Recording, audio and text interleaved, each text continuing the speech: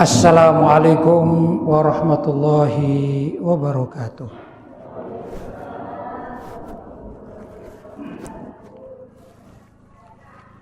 Alhamdulillah, wassalatu wassalamu ala rasulillah Sayyidina Muhammad ibn Abdillah wa ala alihi wa sahbihi wa man wala wa la hawla wa la quwata illa billah, amma ba'd.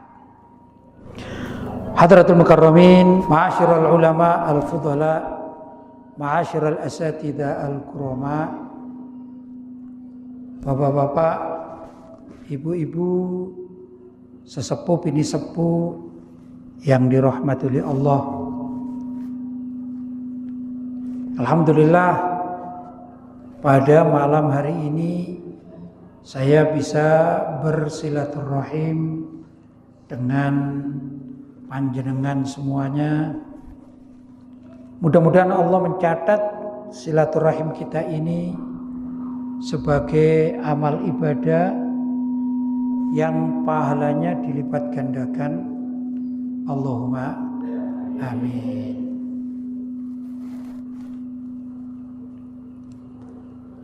Bapak-bapak dan ibu-ibu yang dirahmati oleh Allah, saat ini kita masih dalam rangka atau dalam bulan yang mulia,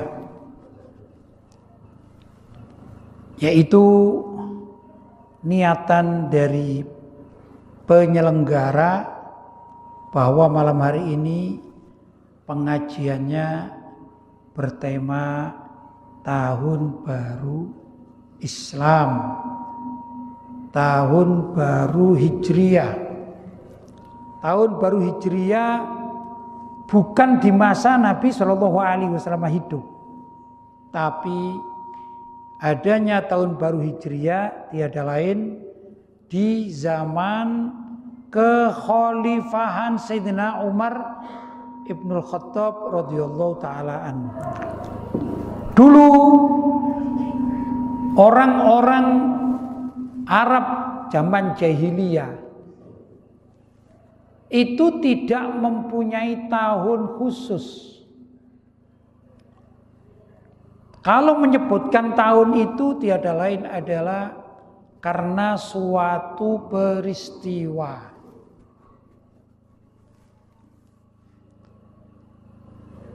Saya masih ingat orang tua kita zaman dahulu kala yang masih belum banyak mengenal kalender atau penanggalan itu. Itu kalau ditanya, misalnya ya ayah saya, kakek saya misalnya, ayah kita, kakek kita, mungkin generasi kakek kita. Itu kalau ditanya, tahun berapa kelahiran kakek itu? Biasanya nyebutkan begini, kurang lebih 5 tahun setelah Gunung Kelut meletus, gitu ya. Kalau di sini Gunung Semeru meletus pertama kali misalnya, ya. Saya punya bibi itu pernah saya tanya begitu.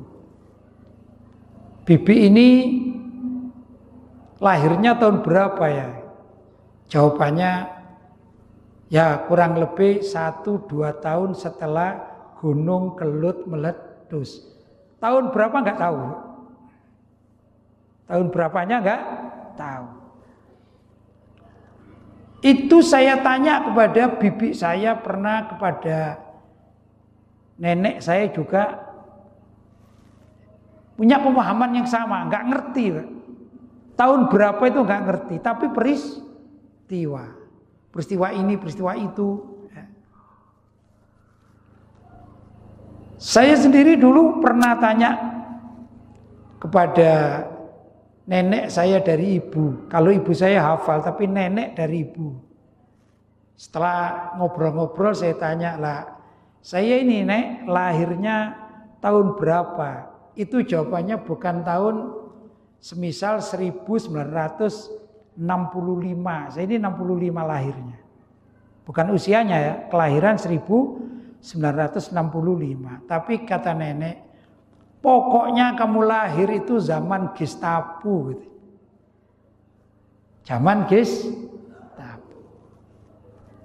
Begitulah zaman dahulu kala di kalangan orang-orang Arab zaman dahulu kala itu cara mengingatnya adalah suatu peristiwa, bukan tahun berapa-berapanya. Contoh, Nabi Muhammad SAW itu kalau kita lihat di buku-buku sejarah, ceramah tokoh-tokoh kita, guru-guru kita, itu cara menyebutkan tahun berapa atau kapan Nabi Muhammad lahir, jawabannya tanggal 12 Rabiul Awal tahun gajah.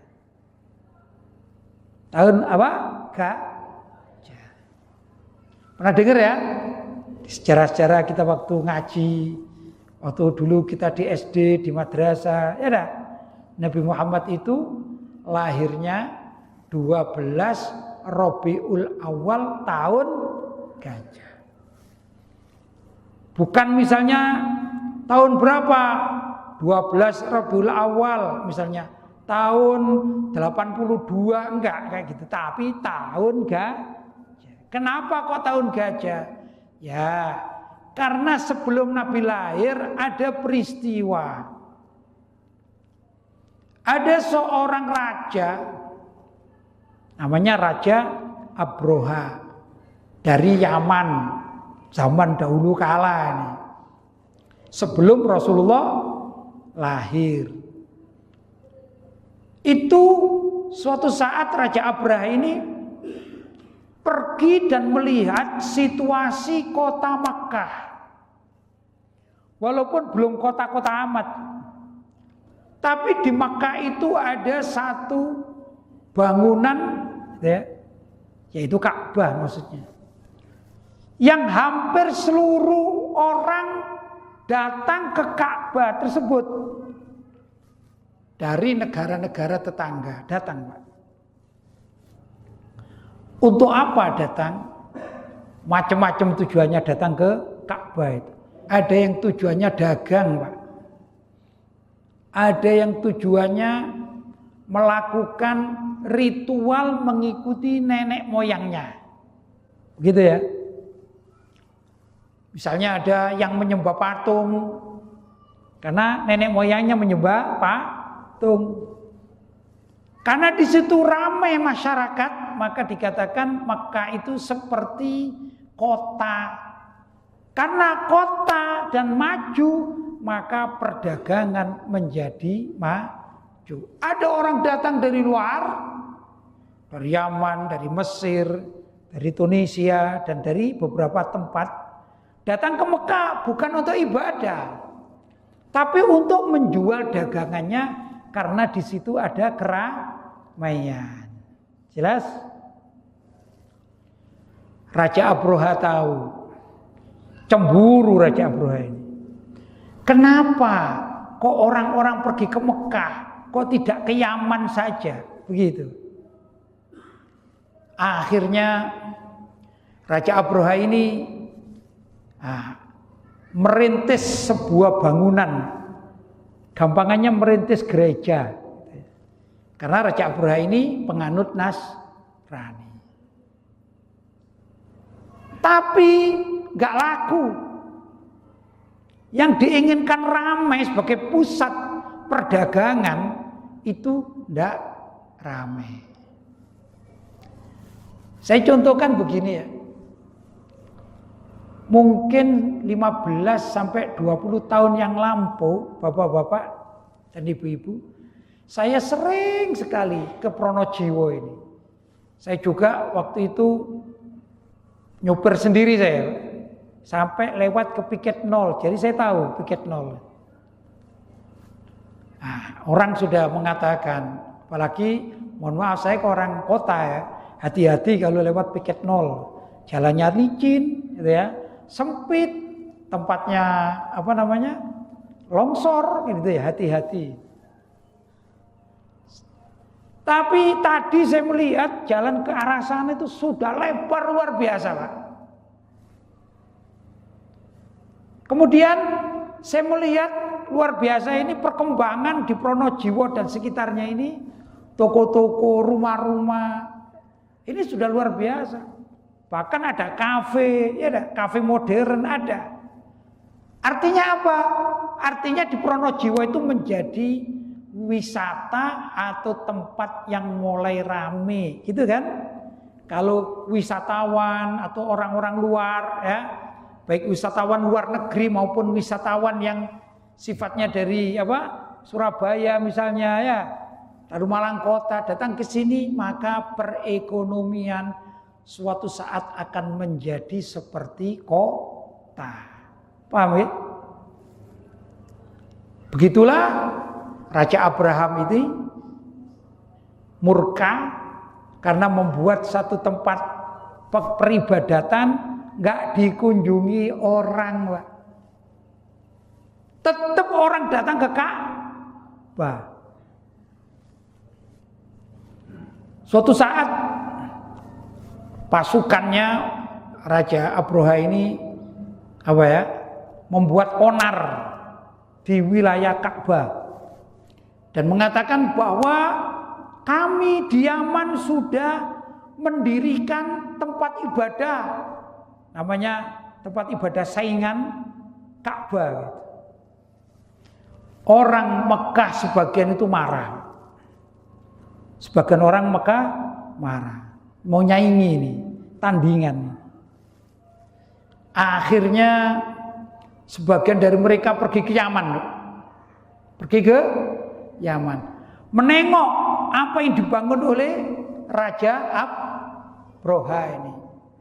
Setelah datang di Yaman, menurut sebagian riwayat, itu orang-orang Mekah jahiliyah loh ya, Arab-Arab jahiliyah zaman dahulu kala sebelum ada Islam, melihat mereka ini masuk di bangunannya Raja Abraha bukan untuk beribadah.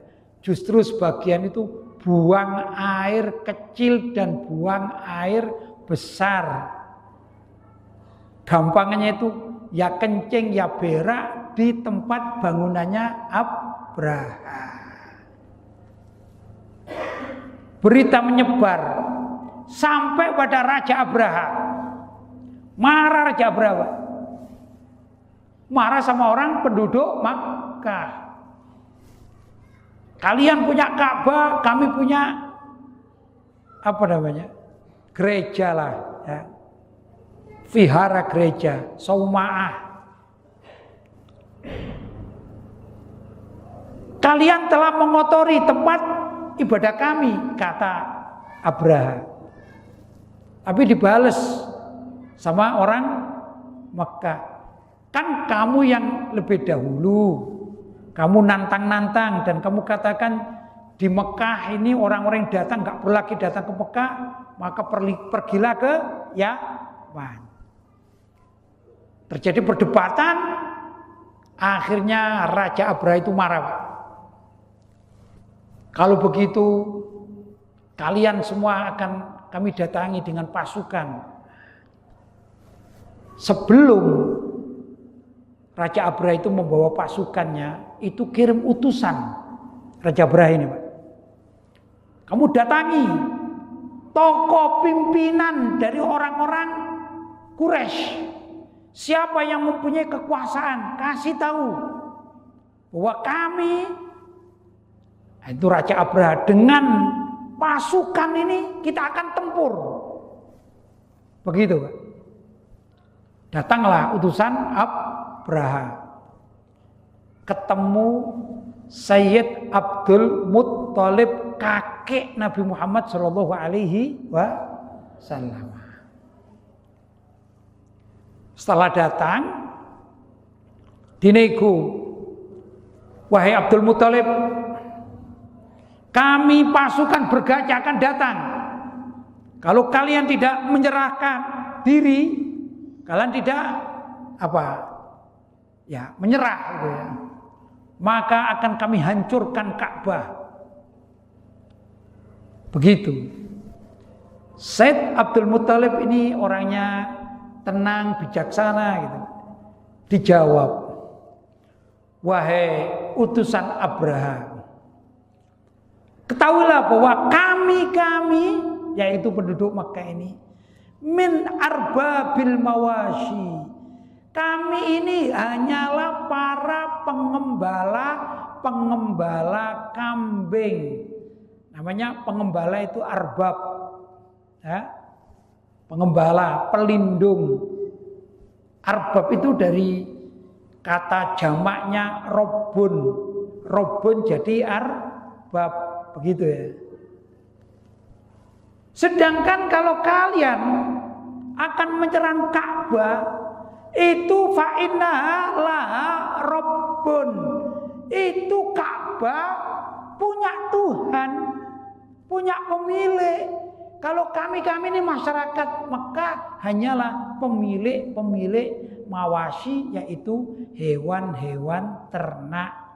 Hewan ternak zaman itu ya ada kambing, ada onta ya.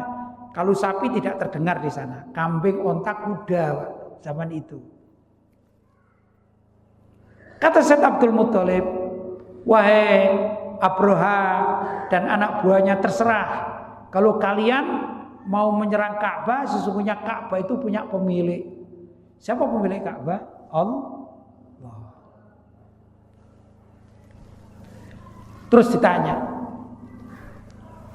ya kalau gitu, kalau kalian mau menyerah, biarkan kami masuk dan kami akan menghancurkan Ka'bah. Kata Abraha dengan anak buahnya ini.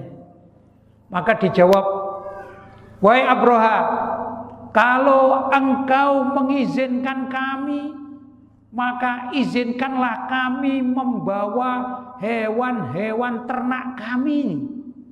Akan kami ajak naik ke gunung-gunung. Begitu Pak. Akhirnya diizinkan.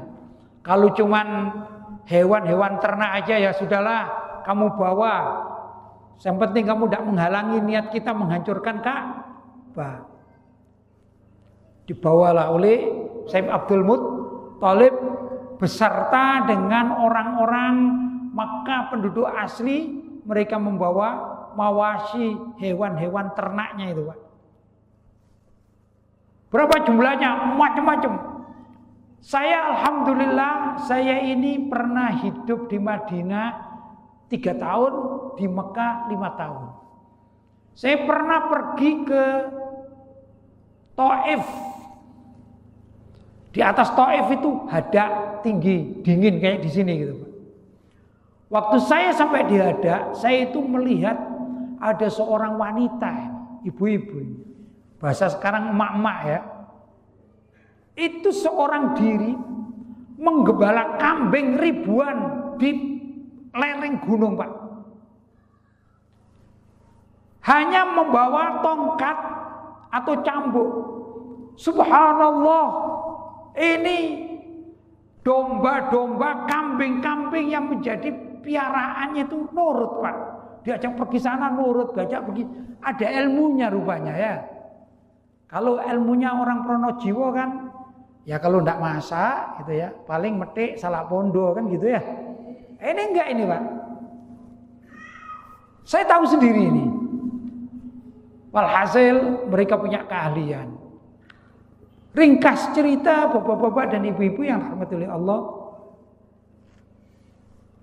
Said Abdul Muthalib mengajak orang atau masyarakat Mekah untuk apa? Keluar menghindar dari pasukan bergajah. Begitu.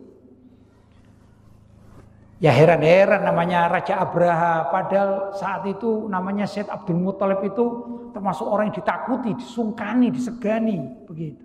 Kok ternyata hanya minta mawasi, apa? Hewan-hewan ternaknya. Begitu. Kalau cuma bawa hewan ternak silakanlah. Yang penting nggak usah melawan, gitu katanya Pak. Sampai Makkah itu kosong, nyaris kosong, maka masuklah pasukan Abraha yang barisan pertama itu tiada lain adalah pasukan bergajah. barisan kedua barulah pakai kuda, berikutnya pakai onta, begitu Pak jalan. Untuk satu tujuan menghadap atau mengarah kepada Ka'bah demi menghancurkan Ka'bah. Tujuan utamanya begitu. Agar atau tujuannya bila mana Ka'bah itu hancur, maka orang-orang yang beribadah, orang-orang yang berdagang larinya ke Yaman. Itu tujuan utamanya. Tapi apakah Allah SWT diam? Gitu ya? Ternyata tidak, Pak. Ringkas cerita, Allah SWT menurunkan yang di dalam Al-Quran dikatakan toiron ababil, burung ababil, tarmihim bihijaratim min sijil, yang burung-burung itu mengambil batu-batuan dari sijil, dari neraka, dilemparkan pada pasukan bergajah. Ringkas cerita, mereka binasa. Kan begitu. Peristiwa itu tidak jauh-jauh dari kelahiran Nabi Muhammad Sallallahu Alaihi Wasallam. Karena itu Nabi Muhammad dikatakan lahir pada tahun gajah. Jelas ya? Begitu bergulir, Pak. Sampai Nabi Muhammad Sallallahu Alaihi Wasallam diutus menjadi nabi. Sampai wafat Nabi Muhammad digantikan oleh Sayyidina Abu Bakar As-Siddiq. Tetap masyarakat saat itu kalau memberi nama hanya menggunakan peristiwa-peristiwa besar. Nah, tatkala Sayyidina Abu Bakar As-Siddiq wafat, kemudian kekhalifahan dipegang oleh Sayyidina Umar, ketertiban negara saya katakan, negara Islam yang beribu kota di Madinah tambah tertib, Pak. Administrasinya tambah tertib. Nabi Muhammad tatkala masih hidup membangun kota dan negara, Pak. Membangun kota dan negara Islam yang beribu kota di Madinah. Nabi Muhammad membuat undang-undang. Kalau kita mengatakan undang-undang dasar barangkali begitu ya. Namanya Mitsaqul Madinah. Undang-undang Madinah. Namanya apa? Mitsaqul Madinah, piagam Madinah. Indonesia dulu sebelum merdeka itu juga punya, Pak. Namanya piagam Jakarta. Yang asli piagam Jakarta itu ada satu kata, yaitu umat Islam itu berkewajiban untuk melaksanakan syariatnya. Itu begitu, Pak. Diusulkan pada negara atau pemerintah, mengikuti apa yang diajarkan oleh Nabi Muhammad Shallallahu Alaihi Wasallam, Mitsaqul Madinah atau piagam Madinah. Jelas? Salah satu tanda bahwa suatu tempat itu menjadi negara kalau punya undang-undang, begitu. Maka tatkala Rasulullah menciptakan yang namanya Mitsaqul Madinah, para ulama mengatakan bahwa Nabi Muhammad saat itu mendirikan negara Islam yang beribu kota di Madinah. Jelas ya? Tatkala tokoh-tokoh kita, tokoh-tokoh kemerdekaan itu bersepakat mendirikan negara Indonesia, maka dirancanglah undang-undang bagi Indonesia, maka muncullah salah satunya adalah piagam Jakarta. Sama kan? Ya. Urusannya nanti mana yang berlaku tidak berlaku itu yang penting sejarahnya seperti itu, Pak. Baik Bapak-bapak dan Ibu-ibu, tatkala Nabi Muhammad wafat, sudah ada undang-undang, sudah ada negara, tapi masih minim peraturan, begitu. Minim aturan-aturan yang baku. Maka di zaman Sayyidina Abu Bakar As-Siddiq mulai ada pembenahan-pembenahan. Jelas? Di antara pembenahan-pembenahan itu begini. Ada satu kejadian di zaman Sayyidina Abu Bakar As-Siddiq menjadi khalifah. Ada satu wilayah yang wilayah itu penduduknya mengatakan begini, Pak. Kalau sholat, oke lah, kami sholat. Tapi kalau zakat, katanya Pak, ada apa kita berzakat? Wong itu hasil kerjaan kita sendiri. Kenapa harus diserahkan kepada negara waktu itu, Pak? Jelas ya? Kenapa harus diserahkan kepada fakir dan miskin? Biar aja fakir dan miskin kerja sendiri. Toh ini aku kerja dan halal. Maka mereka mengingkari kewajiban bayar zakat. Itu di zaman siapa? Sayyidina Abu Bakar As-Siddiq menjadi khalifah. Di zaman Rasulullah nggak ada, Pak. Akhirnya Sayyidina Abu Bakar As-Siddiq berijtihad. Saya tidak akan membiarkan kalau ada orang yang memisahkan antara kewajiban sholat dan kewajiban zakat. Bahwa sesungguhnya kewajiban zakat itu sama dengan kewajiban sholat. Siapapun yang memisah-misahkan antara kewajiban sholat dan zakat, maka perlu menghadapi pedangku ini dengan pasukanku. Akhirnya Sayyidina Abu Bakar As-Siddiq membentuk pasukan untuk perang melawan orang-orang yang ingkar membayar zakat. Di zaman Nabi tidak ada, Pak. Berarti apa? Pembenahan-pembenahan aturan main yang ada dalam negara Islam Madinah, beribu kota di Madinah. Jelas? Tatkala Sayyidina Abu Bakar As-Siddiq wafat, maka gantilah khalifahnya dengan Sayyidina Umar ibnul Khattab. Suatu saat Sayyidina Umar Khattab itu membaca risalah tulis menulis surat menyurat dengan negara-negara lain. Ada tanggalnya, ada bulannya, nggak ada tahunnya, Pak. Bingung. Ini tahun kapan? Tahun kapan? Tahun kapan? Karena sudah tertib.